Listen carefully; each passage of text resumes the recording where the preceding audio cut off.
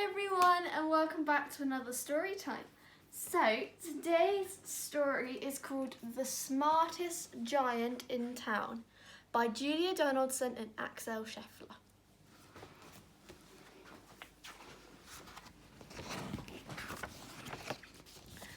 George was a giant, the scruffiest giant in town. He always wore the same pair of old brown sandals and the same old patched up gown. I wish I wasn't the scruffiest giant in town, he said sadly.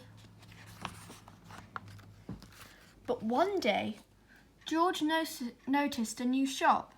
It was full of smart clothes, so he bought a smart shirt, a smart pair of trousers, a smart belt, a smart stripy tie, some smart socks, which had diamonds up the sides, and a smart pair of shiny shoes.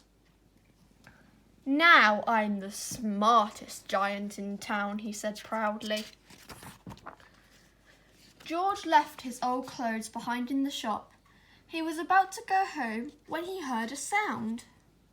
On the pavement stood a giraffe who was sniffing sadly.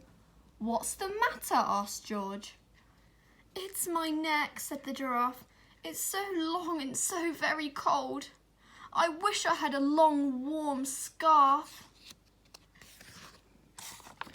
"Cheer up," said George, and he took off his stripy tie.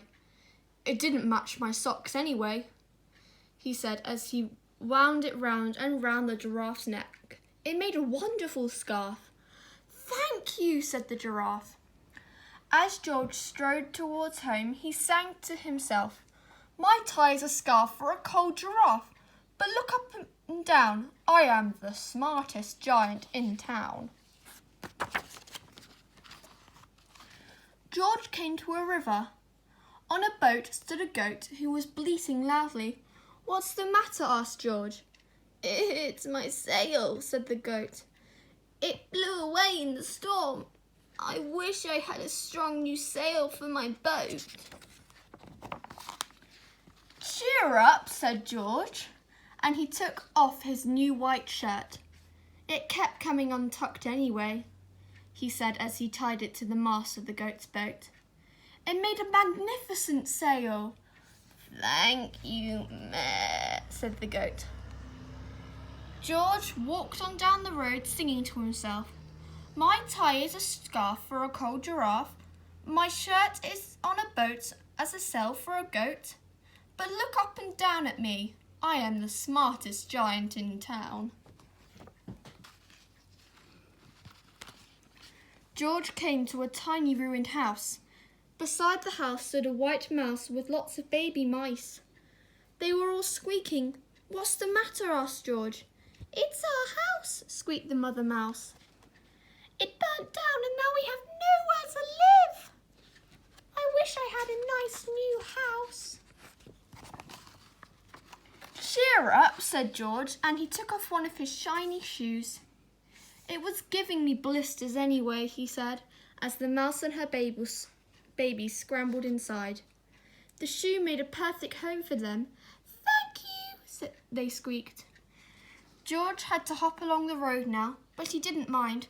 As he hopped, he sang to himself, "My tie is a scarf for a cold giraffe. My shirt's on a boat as a sail for a goat. My shoe is a house for a little white mouse. But look me up and down. I'm the smartest giant in town." George came to a campsite. Beside a tent stood a fox who was crying. "What's the matter?" asked George. "It's my sleeping bag," said the fox. "I dropped it in a puddle. I wish I had a warm, dry sleeping bag." "Cheer up," said George, and he took off one of his socks with diamonds up the sides. "It was tickling my toes anyway," he said, as the fox snuggled into it. "It made a very fine sleeping bag." "Thank you," said the fox.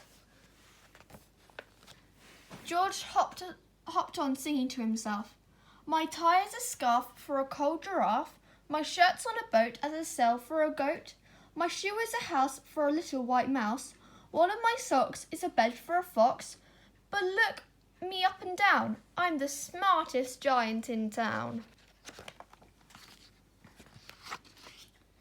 George came to a big squelchy bog. Beside the bog stood a dog. He was howling. "What's the matter?" asked George. "It's this bog," said the dog. "I need to get across, but I keep getting stuck in the mud. I wish there was a safe, dry path."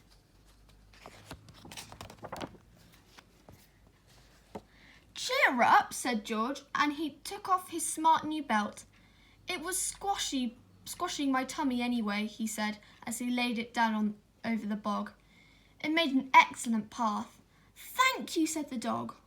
The wind started to blow, but George didn't mind. He hopped on, singing to himself. "My tie is a scarf for a cold giraffe. My shirt's on a boat as a sail for a goat. My shoe is a house for a little white mouse. One of my socks is a bed for a fox. My belt helped a dog who was crossing a bog, but my trousers are falling down. I'm the coldest giant in town." Suddenly George felt sad and shivery and not all that smart. He stood on one foot and thought, "I'll have to go back to the shop and buy some more clothes," he decided. He turned round and hopped all the way back to the shop. But when he got there, it was closed. "Oh no," cried George. He sank down onto the doorstep and a tear ran down his nose. He felt as sad as all the animals he had met on his way home. Then, out of the corner of his eye, he saw a bag with something familiar poking out of the top. George took a closer look. "My gown!" he yelled. "My dear old gown and sandals!" George put them on. They felt wonderfully comfortable. "I'm the cosiest giant in town," he cried, and he danced back home along the road. Outside his front door stood all the animals he had helped.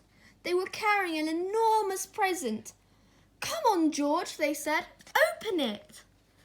George untied the ribbon. Inside was a beautiful gold paper crown and a card. "Look inside the card, George," said the animals. George put the crown on his head and opened the card. Inside it said, "Your tie is a scarf for a cold giraffe. Your shirt's on a boat as a sail for a goat. Your shoe is a house for a little white mouse. One of your socks is a bed for a fox. Your belt helped a dog who was crossing a bog. So here is a very fine crown to go with the sandals and gown of the kindest giant in town." So that is the end of The Smartest Giant in Town. I hope you enjoyed the story. I certainly did. I hope you enjoyed it. Bye!